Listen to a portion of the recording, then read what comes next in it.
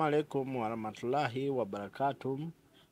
Linnya David Sanchez aka Mr. Social Media Monster oli ku Mukutu Cookie Promotions ne Ground Media Uganda ng'era Edrin yabeera ku kamera zaffe akola kyamaanyi nnyo omanyi over the weekend awo twabaddemu awards za Shalom naye awards zonna bazeegabidde. Shalom 256 yatuta awadi nga mukaaga producer editor bayamba buyambe ne banyiga mukalolesi kasayimo okubuzaabuza naye nga baana bangi abaeditinga waaka wane Uganda. So simanyi Shalom oba wakola awadi zabakyalibo oba wali just specifically zaali zaffe ba YouTube simanyi naye nga congs to you. Sure, it was massive. Webale nnyo bantu kukola turn up ennungi ne bajja ne bakuwagirira ku first edition yo eya Shalom 256 Vulumula. So njagala okutumirako bakyali bange abali wabweru we Uganda eyo mwebale nnyo mukola kyamaanyi nnyo. Victor Vibes Films mbeerako nga nkulaba wano webale nnyo emirimu gy'okola bro. Saawa yonna wekatajirya olwaleero mulaba ndowooza ndi wano n'abaniga abajama bagera kuba batubuulira ki nsonga ki tuli wano naye nga njagala obbaga nti Brina Shoes awo ebukoto ayina engatto z'abasajja mugendeewo mumuwagire ayina buli kimu era alongoosa n'engatto weba yakuddugalako oba yaggubako nga tebasobola jjooza bulungi genda waawe ebukoto ajja kukolako bulungi ali awo nga tonnatuuka ku Heights Apartments ebukoto ali ku 0759 64 98 36 ye Brina Shoes awo ebukoto. Oba kati ntandikirewa bo bennyini be bagenda okuba nga batweyanjulira nze nnyinza obbanjola obubi omukulu ogamba Gyendi ssebo. Amazina banyeta Nimrod Omunyankole. Amanya Yeah. amanya go yegwe Nimrod Omunyankole. Yes. All the way from Mbarara. Ali watu oteekako ekyomunyankole wotagamba nti Nimrod Omunyankole. No, Omunyankole, it was my first track. Nakayimba eyo edda nga bakayita Omunyankole. So I was Nimrod, abantu ne bampita Nimrod Omunyankole because of the track. And I'm proud of being Nimrod Omunyankole. Kitegeera. Yeah. So Nimrod Omunyankole omuntu asoose omulaba abuuza waayi mutuleetedde bakyabo. Ndi omweshongozi. I'll be speaking Olunyankole. Ndi omweshongozi kuruga mu Western Uganda and one of the best. You are one of the best. Yeah. Eri Eka. oba kakuba nanti kati waliyo abava Kateete waliyo Kakoba nze ndi wa Kakoba. oba wewamu ne Gondi tipo. Bo, yes. We are neighbors. Gwe lwaki eno tosala? Anti kati era ndi wano ndiwa. Gamba musically. Musically, I'm doing it. I'm trying to push it this side, so that nabo bakolechi you start picking my music. Yeah, era I released my EP. Rike nyimba nyingi nungi. So I expect people this side to support me. Yeah, that's why ndi wano nkunoonyeza engamba naye omusajja ono lwaki tugenda sigala ku media. Omanye kati abantu baagala kwetegereza bulungi mu kamera. Kole bulungi nga buli omu akulanga tebakulaba eno mu sides. Nze munansonyiwa sijja kwogera Lunyankole. Ngenda kwogera Luganda. Olumanyi? Nduwulira. Okay. Kujjako nga bamaze kuntwala mu basement awo nja kutandika okwogera. Yeah. So, Nimrod, a short brief of you. Okwennyonnyolako omanyi wano omuntu agamba it's my first time naye ng'ennyimba zaabo azimanyi so osobola obba waamu akapeera omuntu okujjukira nti eyo ye yakakuba. Nyongore, nyongore, omulungi nyongore, nyongore, nyongore, leka lukundo njikwonjeriwe, amazima nindala nindotiwe. Yeah, man.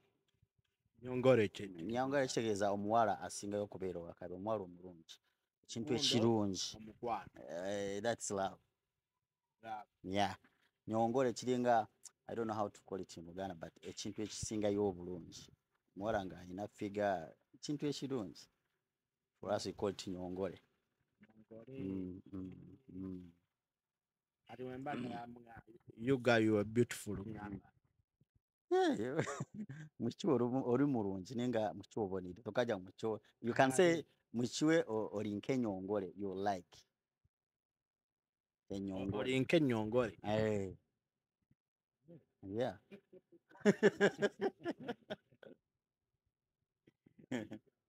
Njadde oyiga mpola. Kasita sikola ki? Tongue twisting. Ajabiga onina kati you have the original Munyankole. Nimrod Munyankole si byakugezesa. Nimrod linnya lyo lyedda. Yeah. Nimanyi wakopa weeno Nimrod waffe. By the way, simanyi naye it's my real name. Nagenda osanga nga nene mwinayo DJ Nimrod. Yeah. Bulowooza buzibu ki obulemeseza music w'okutuuka eno e Kampala? Yes, eri oyinza okuba oli big, you sound big, but eno e Kampala omanyi ffe abeeno e Kampala namu olugezigezi bw'oba tonnasala eno tetukubala. Yeah, I think first of all, ninkugamba generally in Western Uganda, tebaina management eri enough. Yeah, you find an artist yefaako musically. I know kweteekamu sente, I know kukola video ennungi so that all the TVs can play it.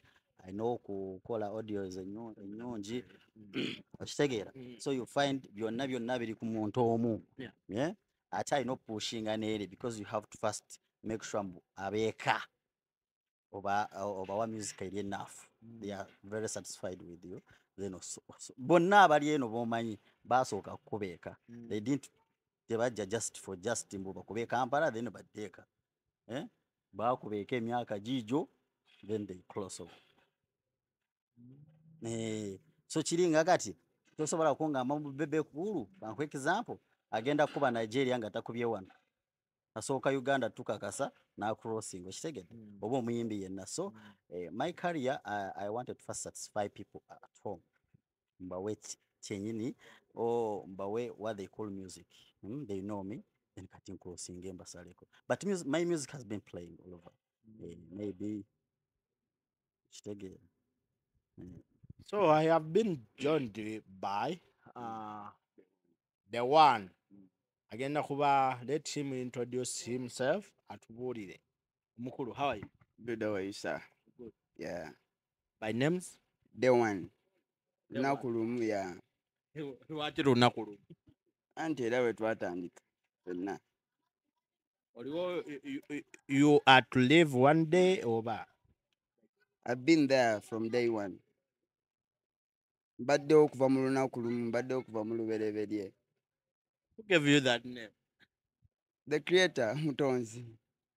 Your real names are? The one. Bill Clinton. Real names. Day one, it's a business name. How did you come to find that name? The name found me. I didn't find the In high name. school?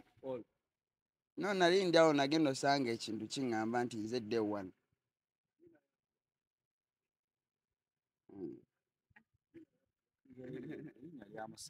Already yaliwo erinnya ne limusanga. Yeah. Because your name is Bill Clinton. Yes. Then stage name, The One.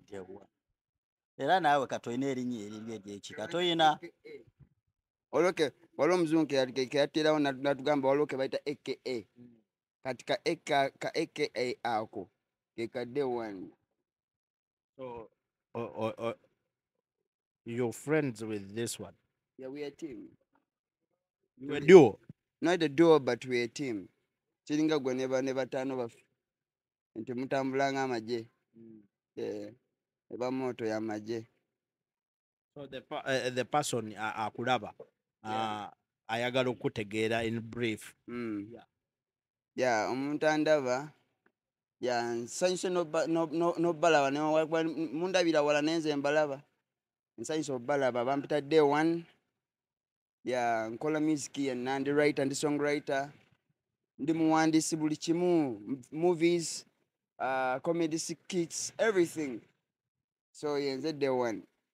Wakawandiika which songs? Which songs? Sinafuna opportunity okuwandiikira abantu bano abali famous. But surely nze ennyimba zange zonna nzazewandiikira n'emikwano gyange betuli mu kalevu ke kamu neyo mbagamba katoyinza bategeera. Yeah. So which is your best song lwoga nti bana bafani bange balumanyi? Oluyimba lwe bayita Nchuleere ne Maama niyo ennyimba zange bbiri ezo. Yeah, buli lwe ntuuka olaba nga pipa bazimanyi. Yeah. Oluyimba waliwo lwe bayita Maama then waliwo Nchuleere. Yeah. How comes nti bano ba Rage batepo bakola concerts eno ate mmwe temujja kuyimba? Tetufuna mukisa. Olaba bino ebintu oba simanyi lwaki oba nzali unlucky. Nze natukako ekisaa ne ŋŋamba n'ebivulu by'abasajja kambiveemu. Nga olwe ntuuka ku kivulu nze gwe bagoba, nze gwe babouncing oba nze alabika obubi. So ne ŋŋamba owaaye ansooke mbyesonyiwe neefeeko. N'eri embalala era nabyo tobiyimbako. Ate kati olina omusajja ow'amaanyi Nimrod ayimbye ebbanga akozeeko ku media kati alina okukubirawo akajje nti oyo waayi ngemba nze asookayo musooseeyo dde wano asooka abakubemu nze nzireyo. Taba kuba Nimrod nandibadde ntuuka wano. Era yanyambye kubanga this journey ngibaddemu for a long time. How many years? Like 4-5 years. Yeah. So what inspired you to join music? It is my talent that inspired me. No one inspired me. It is me myself and what is within me. Ekiri mu nze kye kyaŋŋamba olina kubeera kino. So naso ne ŋŋamba waayi let me respect myself. Kaneewa ekitiibwa nkole kye nnina okwagala. Nze we nkulaba era kyovula nsoose gamba yegwe Vale Music oba you brothers. Jjukira Vale Music wabeera wa buvuyo nze ebbanga lye mulabiddeko obutono. Yalwana backstage yajja ku stage n'akola ki ne bamugjayo. So maybe you are related with obula n'abategeka bagamba awo yayinza okuba ng'oli. Matu akuba nti oyo naye gwe bagamba wavuyo bayinza oba nga tebamuwanga budde ekimuleetera okukola obuvuyo obwo nga ze empisa zaabwe oba obutamutegeera. Kati kiringa omwana bw'ajja n'akusaba emmere n'agamba njagala kulya n'omumma emmere ng'emmere agiraba ate n'ogenda okunaaba ng'emmere wagimumye. Lwaki aba tatoolamu n'ali? Ate yakusabye bulungi mpa emmere ndye n'ogimumma. Kati n'ogenda mu kigo okunaaba omwana n'ajjamu omummonda ate n'ojja n'omukuba ate nga yasoose kukusaba bulungi. Kiba kikola amakulu. So kati Vale Music nayinza obba nga musajja watali eyo naye ng'ekimubonyaabonya ky'ensonga ejja nti tebaamutegeera. Tebaamuwa chance n'abaamutegeera tebaayagala ayitewo. That's a problem we have. So Nimrod, newammwe eyo mulinamu ebikonokono? This industry yaffe ogimanyi erimu katemba mungi. Yeah? And by the way mu Western Uganda kati yo tewali kikono, just waliyo akabiina. Waliyo kikono, waliyo akabiina. Akabiina kati ng'akabiina ako ke kaagala kakole show, ke kaagala kayite abayimbi baako, ke kaagala just like few people ke kweyogerako so that they don't give these people other artists opportunities. Ani akulira akabiina? Si addembaako. So kati akabiina gojja tegeera. Mentioningamu abalimu ba top dogs. Ba top dogs. Tumanyi abo be ba gangs beeyo. Naye gwokimanyi nti akabiina balina zisho era ojja ziraba balina zisho naye tebawa these other artist opportunities baba bakuwa opportunity ng'okikubye oba okubye hit awe bakusembeza kitegeera ese you come close to them because olina hit bajja kukufunirako okitegeera but if you're not yet ready there and you have good music they know they can't support you they can't give you like bali awo balinga bana if you want to join them they want osooka obasasula ebikyo bitegeera ekyo ekiri mu Western Uganda but otherwise endongoyo nga bulijjo ebeeramu ekikono anti kati when you look at ng'ogyeko batinantini the generation yene eriko Tipo, Reggie, Omega and others a few abasinga tubalabidde nnyo kaceece ne Alpha Music Alpha Music ndowooza yabadde oyo producer yabadde ndowooza nga investor wa music no is not the only producer there waliwo ba producer bangi lwakuba kati yayina songs that are ezikubye okitegeera waliwo ba instrumental okitegeera waliwo ba producer bangi and they do good music okitegeera gundi ye yabaddukamu najjeeno TON yali waffe okitegeera nadduka najjeeno then TON yaliko temwayogeranga ku Bruno you get that means buli trend ejja n'ekintu kyayo okitegeera and you people like a lot of people baagala nnyo ayiseewo yasinga si kyo there are a lot of talents okitegeera wansi eyo ng'omuntu asobola okuyimba wano n'ogamba wagwa ati gwokozeeko ku media baana ki bomanyi nti abali eyo wansi nga bayimba nze ngenda kuwa day one ali wano kuba ku music woolabe bali tojja baleeta Be humble. Don't you go and tough like John Lembo. Lico youth, do your angle. Be the thing that you wanna send ando. Oh na na na na na, royal mambo. Kila kintu abigwanta raise your humbleness. Then raise your candle. Sawa mukama mukisalele mhando. Kadi music munji. We have a lot of music. So nze ndi versatile nkola kino nkola kiri so it is only when you give the young generation time because kati ffe tetukyawandika anyhow write with a purpose and with a story kati gwe abavaako tokyayimba mu Lunyankole oyimba Luzungu nga anti bebyo omanyi nagenda nendaba omuyayi yajja nansanga nnyimba naŋŋamba negwe ebyoyimba nga tebigenda ttunda oyimba bya Luzungu nnyo anti nkuleetera labayo kamunyonyole wano Joshua Baraka ayimba nnyo Oluganda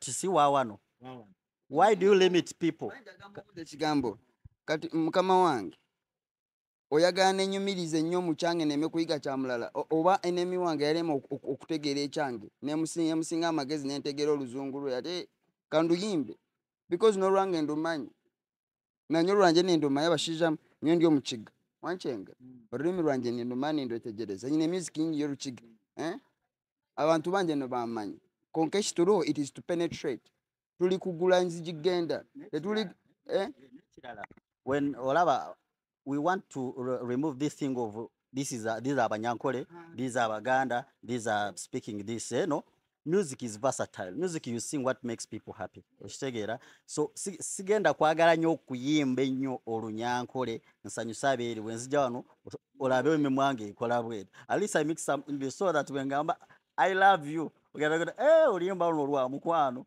oba okitegedde and music is versatile you sing for the public for the people it's not limited for regions si Mbarara yokambo because I'm coming from Mbarara so I'm singing for people in Mbarara if it's that tipoti yande badeno oba rene bakola ki ku cricket oval ekitegeeza we are one tebandigenze nabwere kubanga abandi badde bakubuuza olina oluyimba lw'Oluzungu oba toluyina tolinya nnyonyi ogenda bayimbira ki abeeri bazungu nange nze Nimrod kye nasooka okulaba Reggie and the Tipos they wanted waliwo kye baayagala okufeelinga jjukira ffene Kampala oba eno mu Buganda we used to say abo beeri okitegeera abo beeri kati nabo they had to prove us nti generally tukubeeri naye naffe eno tusobola okusala ekintu it's kizibu nnyo ewaka like people, we feel like these people tebasobola ku opportunity okitegeera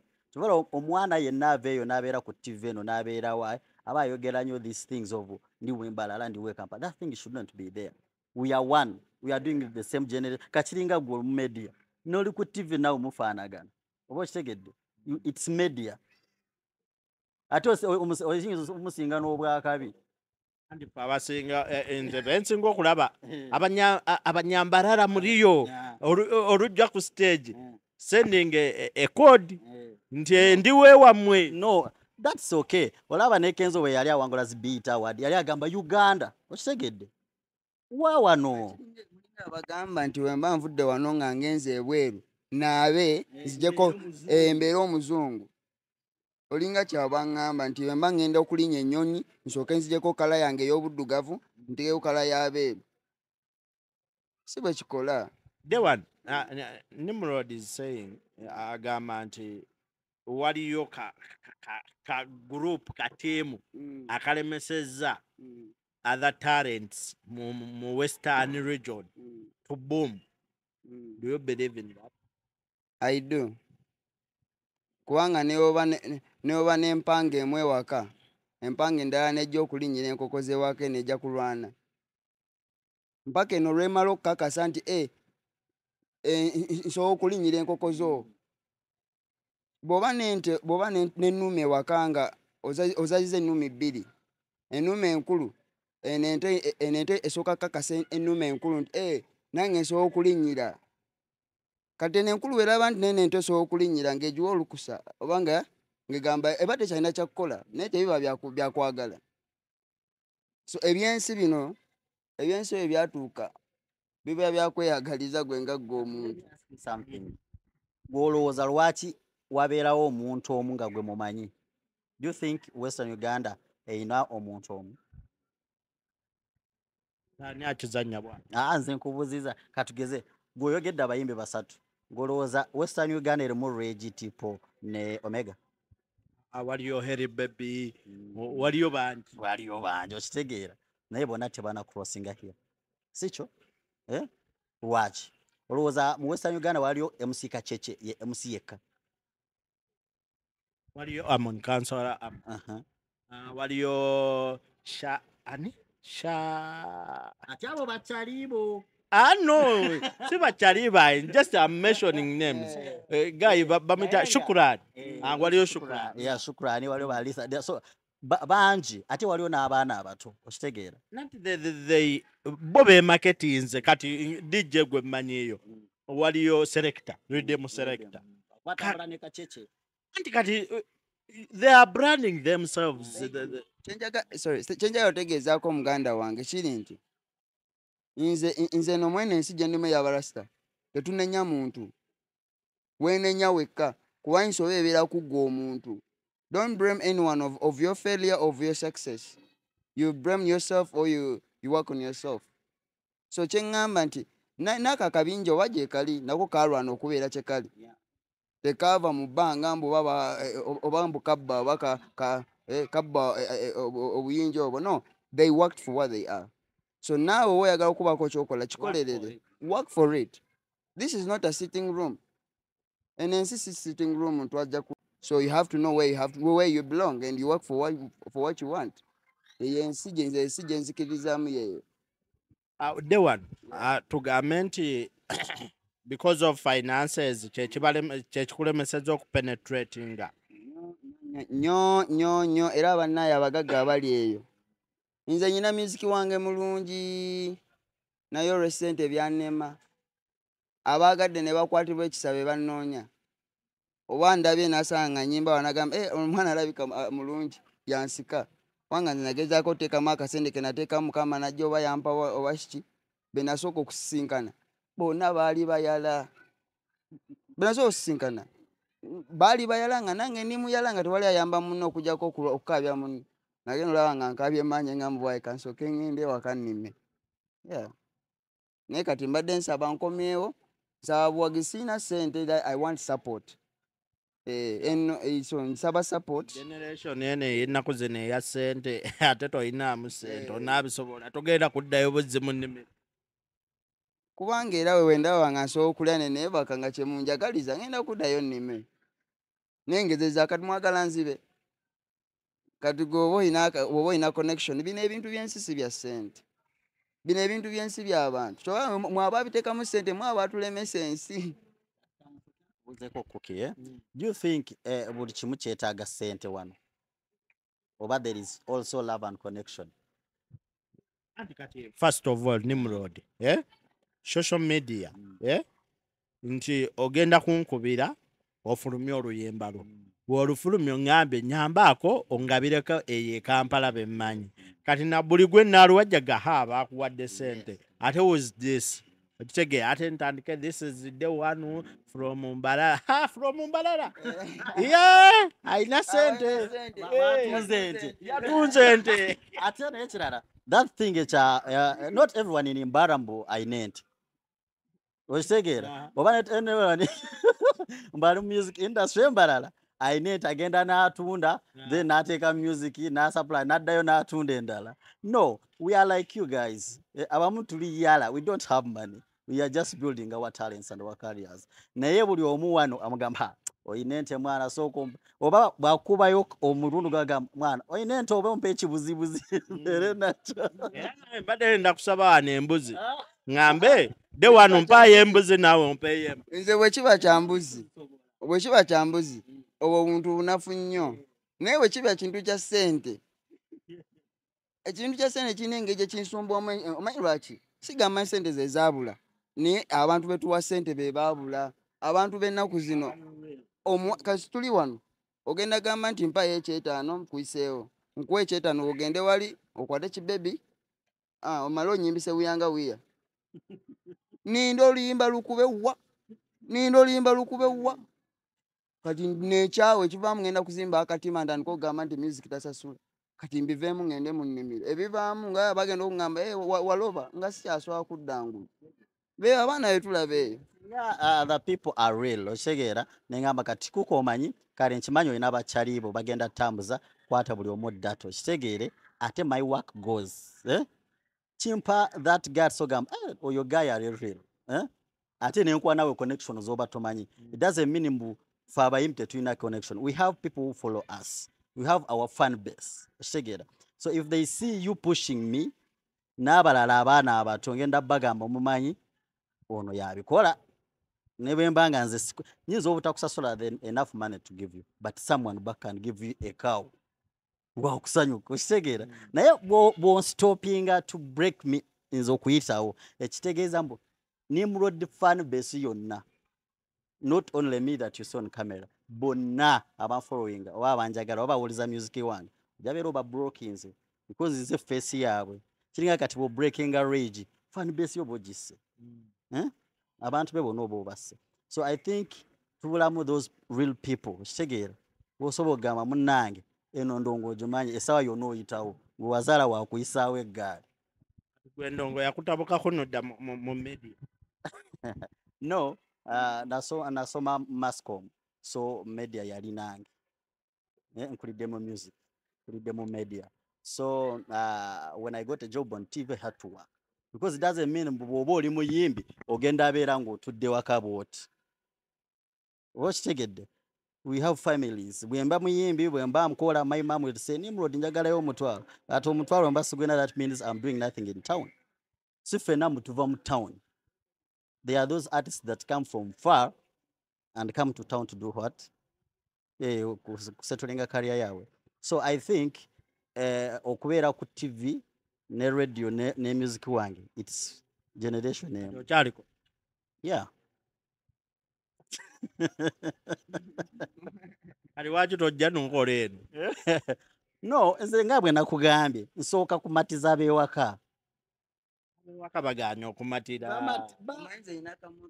Nina akamotoka yange nateekawo ennaku zino nagamba ground home first and explode. Ground home First and explode. Ground media okawulidde? Ground home first and explode. Gamba, right now genda okolere Kenya.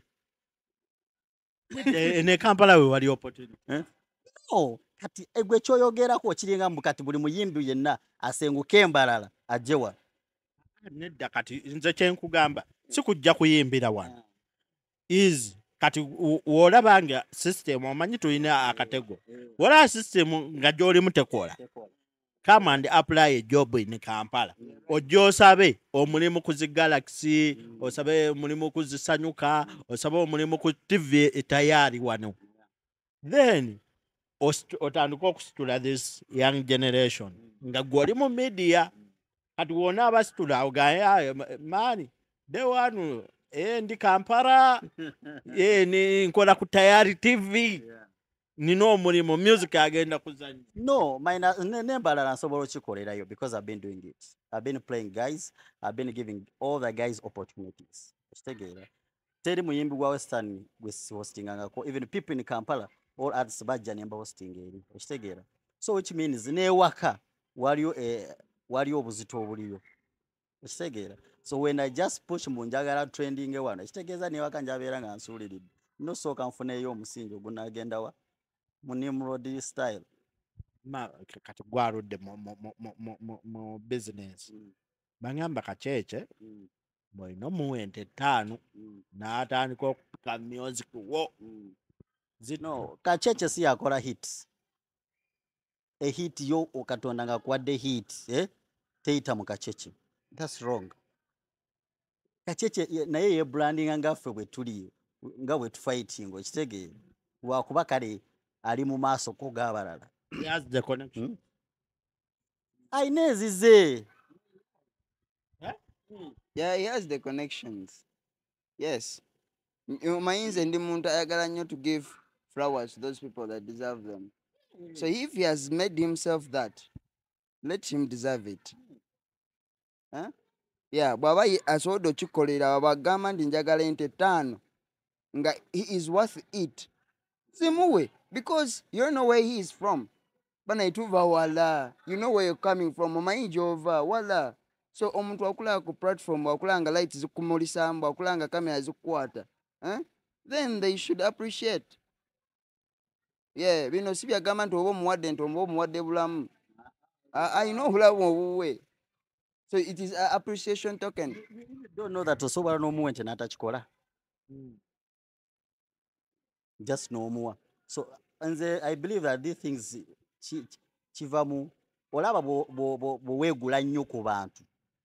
That means gwe ogenda kugwawo lwakwegula. Webagana okudelivering, that means you will perish. Ate otandika bavuma ono yanzibera ente ono yanzibera sente. You understand? Naye bw'otobanga gwe and you look for people you yourself n'otuukayo. Why not?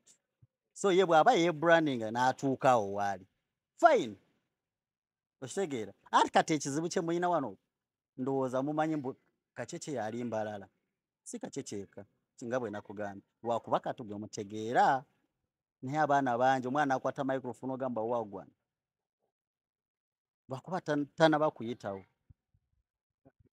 Nimrod, oli mu media oli artist. Media weba tezannya music wo. Omanyi kati nene Kampala kyatandika. More artists, they are focusing on social media, rebranding, TikTok, Instagram, mostly TikTok. Whereby into oluyimba radio stations or TV stations weba tebaluzanye social media esobola oddupika. Why don't you go the same way? Anti kati kye tuliko biri byaganye kati tukuyina. Because you said you have fan base. What oluyimba fan base you have 50 people basoke bakole challenge. Buli omu ateeke ku TikTok. Anti olaba buli kimolaba music si bintu byakugwirana. Okitegeera mbu I have released the song kati rule. You have to plan for it. Already music oba olina kubeera ne budget of your song or releasing audio, you need the video. A class video gikoze, you need the promotion. Why you put my music? Nkiteekewa TV radio bankubye ekikono kati njiyiseewa, you know. So those are the plans that we are having now. Kwegamba mbu when we sound to people's ears, but we'll do something different. So when I was a listeners party yange last weekend, I wanted to make sure that people come and listen to something new from me, and they did. So I rebranded myself, new work, new producers. Kwegamba, you give someone a gambe, yeah, you deserve it. So kati kye tuliko. Producer che abakoze EP. I've worked with Lecture, Alpha, Instrumental, and others. Kuliko wenu. Waliwo Drumbode yakuba Nyange ya Kenzo, Portrait ya Rachel Rea. Yeah. Nona alina oyo tugenda zikola ono ali mu kukola album, but he can talk for himself. bamuwaddeko ku EP. Andi kati gwamutembeeta. No, you like no, ono omusajja gwolaba w'amaanyi nnyo. Can stand for himself. Me, I don't ogenda kukuba ku music we. Kyenkugamba ojja kimanyi. And the fan base, bagenda bacheckinge day one.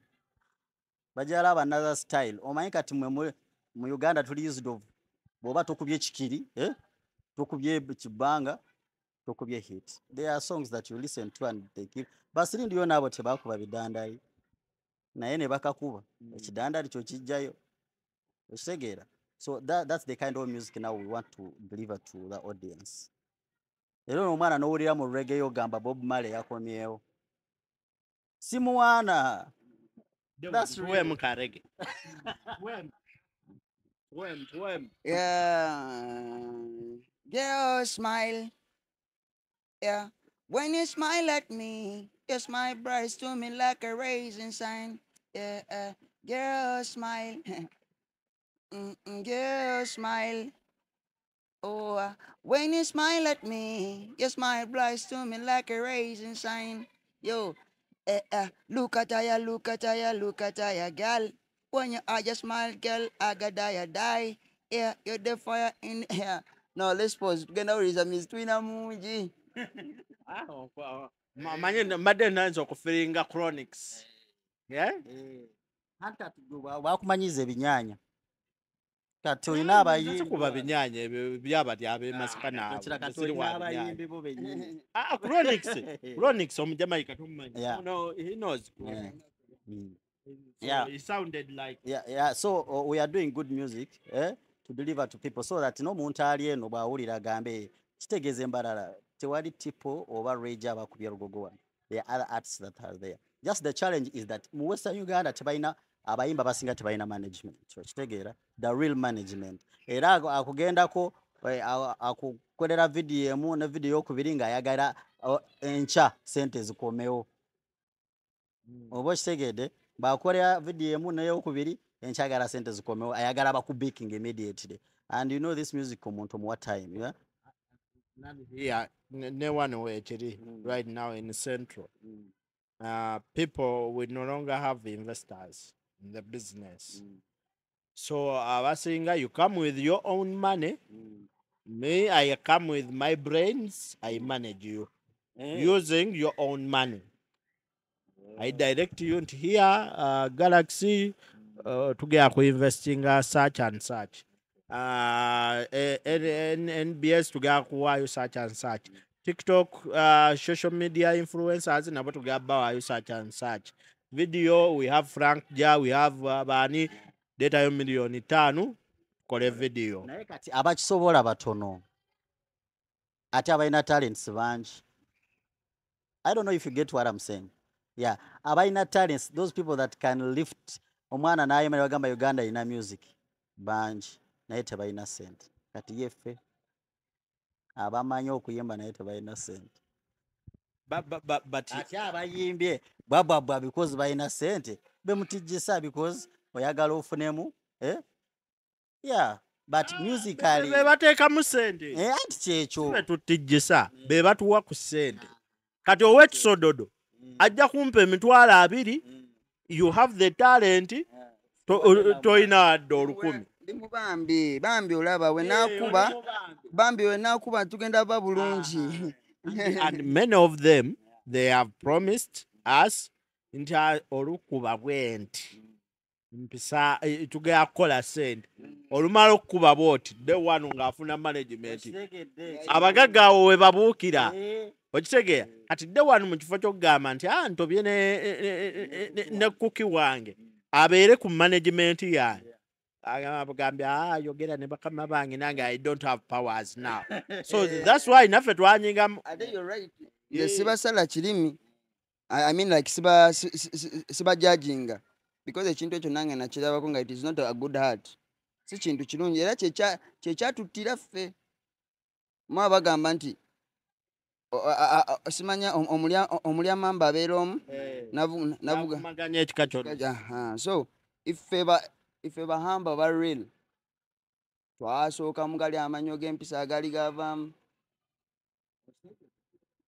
you can invest in your work naye nga tobiraba okitegedde oli Kampala nga mikuke gwe gwemanye Kampala njagala gembaka kazanyo okitegeera nenkwokya ogamba ti wano pa budget nenkwokya nembeera ku TV ate na connection okubirani okitegedde so we felt that ate nebitutama ate kati wetujidde ate kutandika okufiringa that ng'ekintu kiba kyakutabuseeko dde okitegeera but I think right now endongagenda terera tesobola kutereera ng'olane Grammy banominatinga nnyimba zetu tamanyi anti okitegeera anti mwe abagambye mbu sente kati yo abataddeyo sente ne bamunominatinga si mwe abakuliriza sente leka ziteekeyo bamunominating nawe wonoozifuna oyagiteekayo bakunominating byeyo byeŋŋamba abantu banayindulirwa mu kamera teturespectinga money let's respect people towa ekitiibwa kubanga buli muntu alina ekitegeza buli alina sente ajja kugamba lya byomulye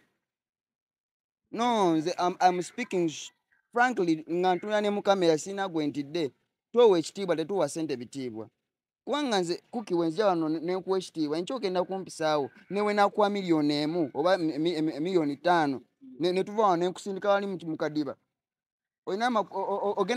oba n'amakulu kuba n'abantu bonna because I've given you money it is my money so zikozesa kyenjagala nsobola n'ogamba kati buka oggweyo nkwongera endala it is my money ogwo osobola ozikola ng'ozikola obadde osobola zikola ng'otuula kati oli bw'aba yalaba nti nze nategeera bano abasajja badongo baagala sente bwe mbawa $1,000,000 bagenda kunominatinga nze njagala award sente nzirina njagala award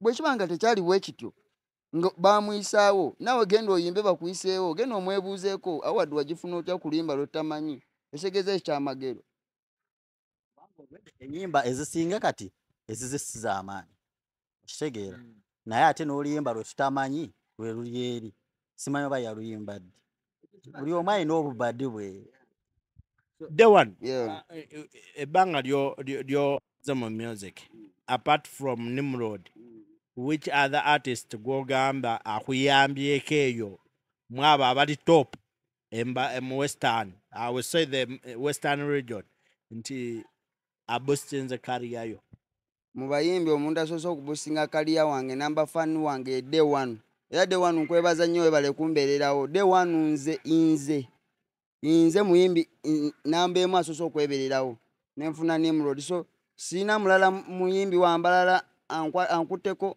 benagendamu ne mundaba ne bambi ne munteeka ku Holland bambi nange nenkitegeera Holland nagibeerako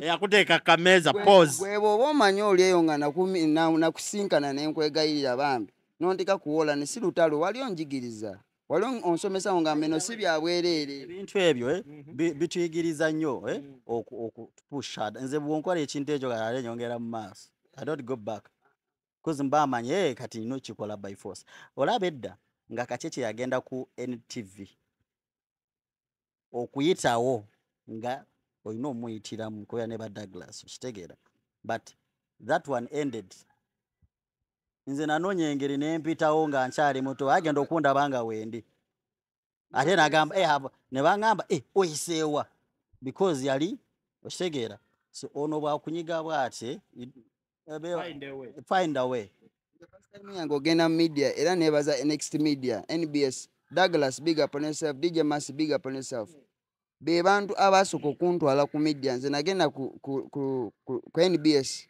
waliwo rate me segment nayimbira be ku TV nengenda ne meetinga Douglas nangamba genda yogere nani ne DJ Masi wanatuwa DJ Masi nemugamba nangamba okay jangu ku Monday nagenda ku Friday ne bampitirawo ku Monday nengenda n'ekikuba without any money tebansaba 10 necha nengenda kolo we naddayo nga nkoze video yange esooka after like 4 months they welcomed me very well naera bambe chance jamu kali kasente kange sina gwenenya they were willing to work with me and I was willing to work with them na investment ya music nga silina sente nenge no sanka tingenda tunda kibye simba nyimbira ku kasimu kange nga recording ze sina zigenda mu studio so ningamba why when afuna zigenda mu studio nera nja kudda mutuje ne I appreciate NX Media be bantu abansika without any money Kati sawa you recording. Yes, I'm recording. You have music. I'm releasing an album soon. How many songs? Of 20 songs. I'm releasing an album of 20 songs. I have 2 videos in Nyimba BDM Pia. Is it out? Nina mama nina nchulele. And I'm releasing an album of 20 songs. The name of the album.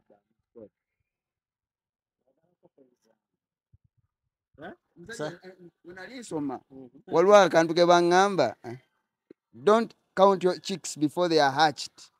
Kambeera nnyo mu mutwe so nga sinabiraba sibibala. Tukyali wano ku Climax Makindye ndina abayimbi ono Nimrod Munyankole ono Day One Bill Clinton top ate number fan wa Day One number fan wa Day One nenga kyamaanyi nnyonyo. So do your parents support you? Bakwagira mu ndongo oba bagamba wafuuka muyayo gwe twakuta? They support me mu ngeri y'obutalina kyakukola. Nagambe kino ekintu ensi eno kasita ogiremerako buli omu ajja kuwagira mukali yange alinamu akakaundi sina kyakukola. Ate nkole ki yaliko? Ate nkole ki gwe nazaala? Kisiru kyange. Naye nze ntambula ne papa wange actually yasinga okunsupportinga ye muntu eyandabanga beta yandaba nangamba there is something hidden in my son that I didn't know kati nayagala kijeyo. Era nze nina akantu ke nasooka ne ŋŋamba nti ekitegeeza bwe mba nzadde omwana okumuwa ekyobusika kyange alina sooka kunkakasa nti abisobola. Ŋŋamba nange nosooka nkakase muzeeyi wange nti mbisobola bino si mukyezo. So neŋŋamba nenzirayo nalina okusooka neetereze to be solid. Yeah. So omanyi ffe abali eno munnange mu Central we think every artist who crosses from Western ali bwati ayinamu bayina ettaka bayina ente bayina embuzi so you come full package. No, ekintu kiri bwe kiti buli omu alina gy'ava okitegeera. I have my family home ewaka gye nva Day One alina gy'ava naye ffenna twesanga mu town kutambuza career yaffe. So that problem by the way you should stop saying buli muntu yenna alimba alala alina ente alina ssente mugagga. That's not. Waliwo akalowoozo ke njagala kuwa abantu mwenna abali eyo. Mu research yange nagenza okukola research buli muntu alina talent munaku. Every talented person nga you're really talented at first you're nothing. So okakasa abantu there is something hidden within me. It's a tug of war. Naye buli muntu nga ali strictly talented aba munaku kungulu muntandikwa obugagga buba munda.